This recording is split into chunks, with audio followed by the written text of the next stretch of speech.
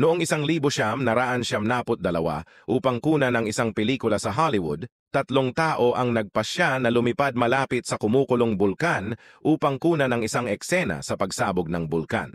Ang crew ay binubuo ng direktor, cameraman at technician. Noong nasa itaas lang sila ng bulkan, dahil sa matinding init, huminto sa paggana ang helicopter at bumagsak 150 talampakan sa ibaba sa ilalim ng gilid ng bunganga. Ang sumunod na nangyari ay lampas sa imahinasyon.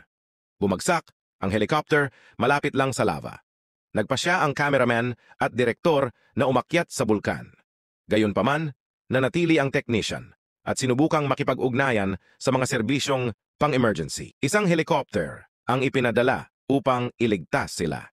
Nakita ng helicopter ang 2 tao na umaakyat sa bulkan at mabilis na naghulog ng lubid para iligtas sila.